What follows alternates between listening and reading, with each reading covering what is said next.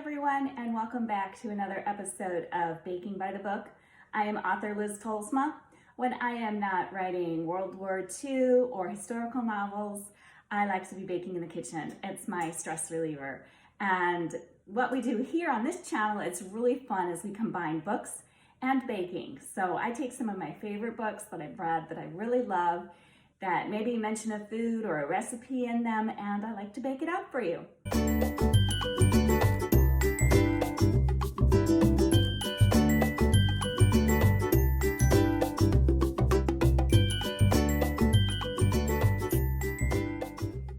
So today I am super excited because Kelli Stuart has a new book out called The Master Craftsman. It is amazing, and I'm going to tell you a little bit more about that later on. In the book, though, she mentions in the contemporary storyline, it's a dual time book, she mentions scones. The mom to the heroine in the contemporary storyline makes her some scones. And I have this fantastic recipe that I got from America's Test Kitchen for, they're supposed to be currant scones, but let's face it, chocolate chips are way better in this. So I've kind of taken the recipe, sort of made it my own, and I want to share that with you right now. So let's go ahead and get started. As always, my recipes are gluten-free, or most of the time they are gluten-free. So I am starting with 1 2/3 cups of gluten-free flour. I like to use Bob's Red Mill 1-to-1 gluten-free flour. It already has the xanthan gum in it, and if your flour blend does not have xanthan gum in it, then you'll want to add about 1/4 teaspoon of xanthan gum. In the meantime, we have a tablespoon of baking powder and 1/4 teaspoon of salt and 3 tablespoons of sugar. Yeah, that's really all that there is to it. And I'm just gonna whisk this up, really, because you wanna get that, any lumps of baking powder that might be left in there, you wanna get rid of those. So I'm gonna whisk this just a little bit. That's really all that it needs. I have 6 tablespoons of cold butter here. Just gonna put these in, and I'm going to use my pastry blender, and I'm just gonna cut this until it's fine crumbs, sort of like pea size, like you would do for a pie crust or for biscuits, since scones are really very similar to biscuits, or scones, however the English say them, I don't know. And I guess there's some debate even among the English about how you say these, but however you say them, they're just really, really good. So I am going to blend these up and just kind of scrape that up. Careful not to cut myself. There. Now it's going to go a little bit easier because the flour is starting to get coated with or the butter's starting to get coated with the flour, I mean. And we're going to get that all going really well here. You can do this if you don't have a pastry blender. You can do this by hand. I've seen on TV where they do it by hand, or you can take a couple of forks and cut it in that way. Or you could also use a blender or a food processor, and you can just put it in there and pulse it a few times. Just be careful not to over pulse if you do put it in a food processor. So I think we are pretty much there. Maybe a couple of lumps of butter that are still a little large. We don't want to get rid of all the butter, because it's when the butter melts while the scones are cooking that's going to make the scones really, really nice and fluffy. So there we go. And I don't know if you can see, I'm sorry, my camera's not really the best, but it actually does resemble fine crumbs, maybe a little smaller than pea size. I have them. Anyway, that should do with that. I'm just going to set this off to the side now. And I have here 2/3 of a cup of sour cream. If you don't have sour cream, you can always substitute vanilla or no, not vanilla, plain Greek yogurt. Plain Greek yogurt. It has the same tang and the same consistency as sour cream, and that works just as well too. And to that, I'm going to add 1 egg, and I'm just going to whisk this together.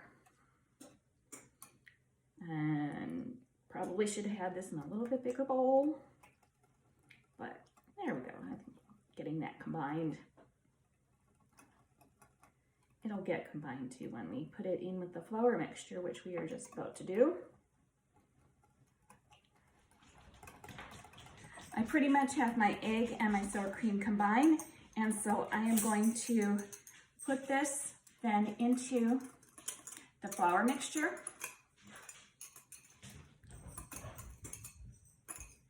And you know, I do not have a spatula or a wooden spoon here. Let me just take a couple steps back and grab one. And I'm just going to mix that all together. And you can see it's just starting to come together. It's going to be a little dry. That's the nature of the beast. That's how scones and biscuits are. You don't want them too wet. But that just adds enough moisture. And we don't need any milk or water or anything else in there. That's all the liquid that we really need. As I'm finishing up with combining this and getting it all over the place. If you've been to my channel before, you know I am not the neatest baker. I have not been the prize for this neatest baker. If you ever had one of those, I lose instantly. Now I just added in 1/3 cup of chocolate chips. And I have to say, I kind of cheated and I put in a heaping 1/3 cup of chocolate chips. And you can sort of determine how many chocolate chips you like. If you want more chocolate chips, add more in. If you don't want quite so many, don't put in quite so many. But I love chocolate chips, so I'm going to add a whole bunch to this. Okay, we are almost done with combining this and throwing it around the kitchen. See, I told you. Do not come here for neatness. That's not what I'm about when I'm baking. I get stuff all over my kitchen. No matter how hard I try, it seems, even though I try really, really hard, it just doesn't seem to work very well. So, okay. This is pretty well combined. It has a little bit more to go, but I'm going to be working with it a little bit. I don't want it overworked. So I'm going to stop here. I'm going to get my hands in here and just sort of make sure that it's all going to come together. Again, I don't want to melt that butter with my hot hands, so I'm not going to work it too much, but I'm just kind of gathering it all together here. I have a lot of flour stuck on the bottom here. Sometimes it's just easiest to get your hands in there. I know there's some scone and biscuit experts who are just dying at my hands in here, but okay. So that's pretty well combined now. It's all come together. And I'm going to reach behind myself and without getting too much of a mess anywhere, I am going to, I have a cookie sheet here and I have my silk pat on here. I love, love, love my silk pat. I use it for everything, including scones. So I'm going to take my scones here. Now, America's Test Kitchen has you sort of resting this for about 30 minutes at room temperature, and that is to help the flour absorb the liquid, which seems to be a little bit of a problem with gluten-free. But I have found it's really just not necessary with the flour blend that I use. So you might find if these are a little bit gritty when you make them, that next time then just set them aside, room temperature for no more than 30 minutes, just to let the flour absorb some of that, and then it won't be quite so gritty. But I have not had that problem. So I'm patting it into a 6-inch circle, they said. So that's, I don't know. I'm really, really lousy at anything to do with numbers, including measuring and including eyeball measuring. So now, sorry for stepping out again. I'm going to take this and I'm going to cut this into 6 triangles. So I'm going to do it in half. And then I'm going to do a third. And I guess I could go all the way through this, but couldn't I? A third. Careful not to cut my silk pat. I did that once. You don't want to do that. So just be careful. Okay. Now, it's not hard to cut through. I'm just going to separate these out a little bit so that they have a little bit of room. Oh goodness, we have a lot of different sizes. Look, I said I was not very good at, you know, eyeballing things, and I'm really not. We're gonna have some very small scones and some very big ones, but okay, it is what it is. I'm gonna go wash my hands, and then I'm going to just sprinkle a little bit of granulated sugar on the top of these. Then I'm going to pop them in a 425-degree oven for 12 to 14 minutes, and we'll be back then when they come out. Okay, I don't know if you can see it, but behind me, the scones are out. They are cooling a little bit, but before we break into them, let me tell you a little bit about the Master Craftsman by Kelli Stuart. I so loved this book. It was so good. As I mentioned earlier, it's dual timeline. So the historical is set in Russia just prior to World War I and the Russian Revolution. And it looks at the Faberge egg. Well, it was actually a jewelry company. And it takes place mostly at the Faberge warehouse in St. Petersburg, Russia.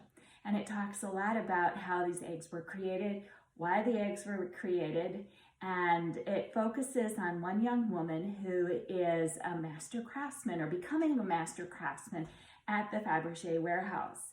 And she's learning how to make different things, different items that Faberge made. He did more than just eggs.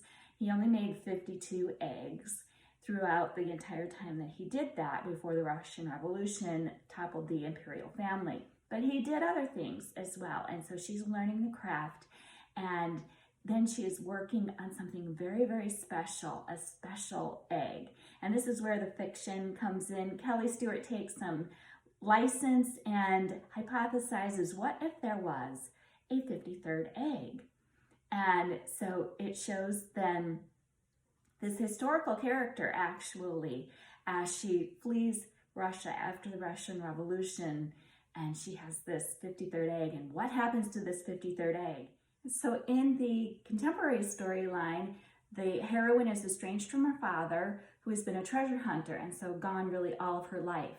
He's now dying, but wants to take one more treasure hunt, this time with his daughter, to try to repair their relationship. He's physically unable to go, but his daughter is coached by him while she's over in St. Petersburg, Russia. She brings along with her her mom, as well as a young man who lives in her apartment building with her, who does all the techie stuff for them. And then the fun ensues. It's really thrilling and exciting and exhilarating and a whole lot of fun. I can't tell you guys how much I love this book. It was so good. Maybe a part of me is a Russian history nut, and that's what appealed to me about the book. But I don't think you have to be a Russian history buff like I am or like Kelli is in order to really enjoy it.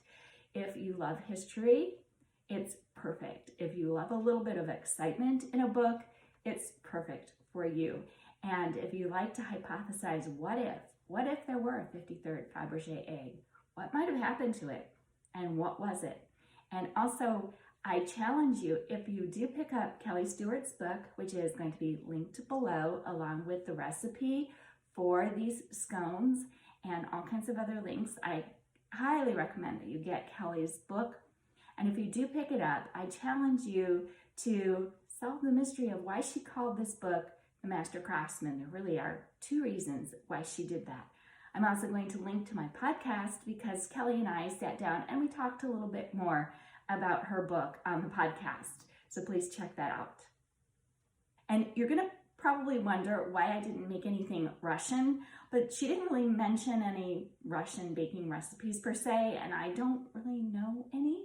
So that's why I went with the scones that were mentioned just very briefly, but I'm like, yes, now I have something that I can bake from this book, and I can talk about what a wonderful book it is. All right, now it is time to dive into these scones. You guys, they smell so good. They've actually been just killing me sitting here.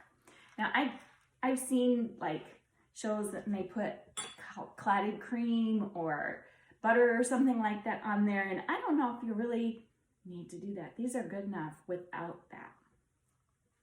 So I will move this back so I don't get my crumbs all over it. I don't know if you can see how nice and flaky those are, and really it's holding together very, very well. For a scone, first of all, and for a gluten-free scone, amazing.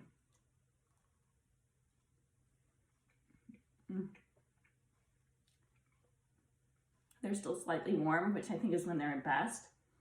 And that is so delicious. That little bit of chocolate gives it a bit of sweetness. You could put pretty much anything in there. If you want to put currants, you could go ahead and put currants. You could put cranberries. You could put, you know, pretty much whatever you wanted to mix into here, you could mix into here. But I think the chocolate chips are fabulous. So please check out this recipe for chocolate chip scones taken from America's Test Kitchen, sort of made my own. And also check out Kelli Stuart's book, The Master Craftsman. Happy baking, everyone, and we'll see you next time.